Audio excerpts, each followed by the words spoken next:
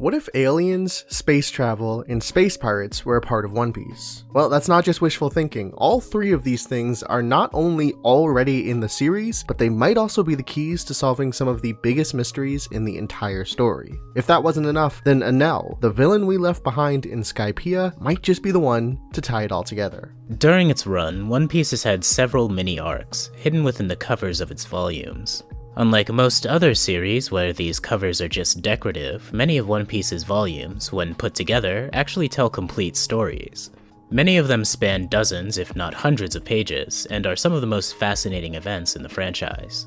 But for my money, none are as weird as the space adventures of Enel. My name is Zero. My name is Hoodie. This is Kato. And let's talk about One Piece's great space operation. The cover story starts with Enel reaching the moon. The opening panels call this place the Fairy Verth, Enel's lifelong goal. The world of One Piece is a little different from ours, having 6 moons instead of 1. It's never stated which of them Enel landed on, but it looks more or less like what you'd expect. A near endless expanse of land filled with craters. Heading down one, he sees a ladder and what looks like an unconscious soldier. He blasts the strange creature with bolts of lightning, and we see the soldier standing at attention unharmed. His name is First Lieutenant Spacey, and as one does with strange creatures, Enel starts following him around. We're told that Lieutenant Spacey ran away from a quote-unquote enemy. He takes Enel to a battlefield and 3 other creatures just like him lay unconscious. Suddenly, a mysterious assailant runs through Spacey with a giant white spear. The panel calls him a space pirate. The being tries to attack Enel, but without Haki, it's pointless against Enel's Logia body. He takes out the space pirate effortlessly, and as he does, a gigantic explosion goes off in the distance. We cut to what looks like a giant excavation project. Dozens more space pirates dig around just as Enel shows up to greet them. Here, we get some backstory on Lieutenant Spacey. He is an automata created on Karakuri Island by an aging scientist named Tsukimi. Tsukimi is a kind man, and he and his automata live in peace. One day, they happen to see an explosion on the moon, and it's implied that the shock of witnessing this is far too much for Tsukimi to handle, and he dies. After burying him, the automata head to the moon using these little balloons to investigate what happened. Here they meet the space pirates, and determined to get their revenge, the automata go to war.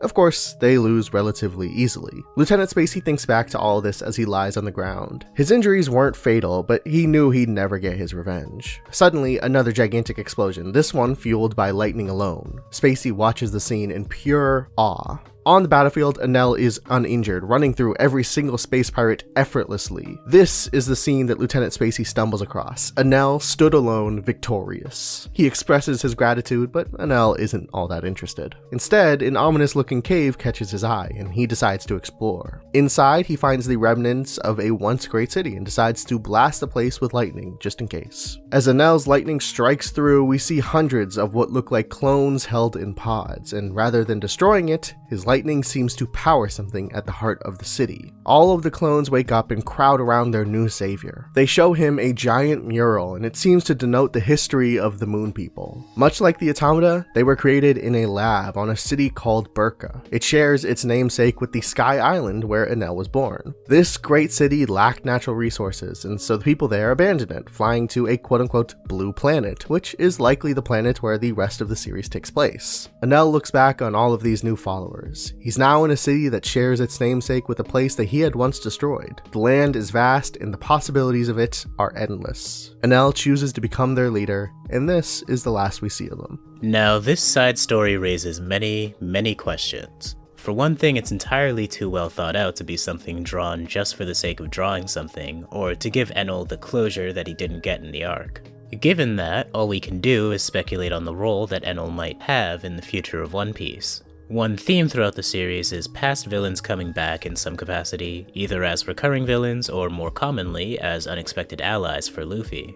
We saw this in Buggy, Mr. 3, Bon Clay of course, and even Crocodile. It would then be strange if Enel didn't follow the same pattern. There are some hints for this in the series, if you look deep enough. Many fans have created compelling theories that describe Usopp as a prophet of sorts, who, despite always lying, does actually have a tendency to accurately predict the future events of the Straw Hat Pirates. For example, in chapter 40, Usopp talks about him and his former crew meeting a Cerberus. Later on, in Thriller Bark, the Straw Hats do run into a Cerberus standing guard outside its entrance. He then talks about capturing a dragon. The Straw Hats do run into a dragon in Punk Hazard, which is eventually defeated by Zoro. One of the other lies Usopp brings up is about aliens. In fact, this statement is said right after the first two lies that became the truth, even if that was hundreds of chapters later. It might be idle speculation, but why couldn't that alien refer to the literal aliens that Enel found on the moon? Time and time again, Oda has hidden something in plain sight, only to reveal its real significance dozens if not hundreds of chapters later. I foresee Enel being the exact same thing. A card up the sleeve to play as One Piece slowly starts reaching its end. As to any other significance this might have, one interesting theory that I like is the idea that this moon, or maybe another moon, actually has the final poneglyph.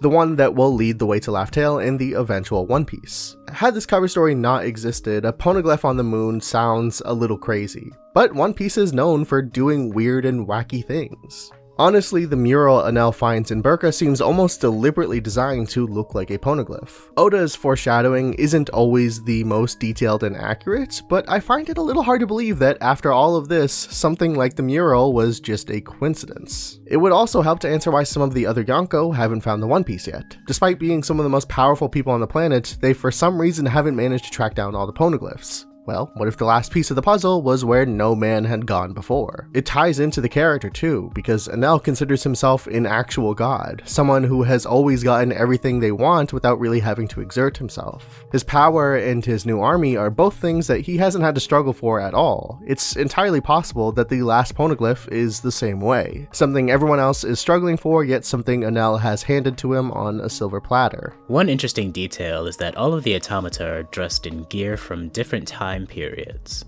Lieutenant Spacey looks like he's out of World War II, but we have another automata that looks like a samurai, and another one that looks like a knight. They all also look remarkably like Chopper, as if the mystery couldn't get any more intriguing. Some people have even suggested Chopper might just be an automata. I wouldn't go quite that far, but there is at least some significance there. Either way, only time will tell.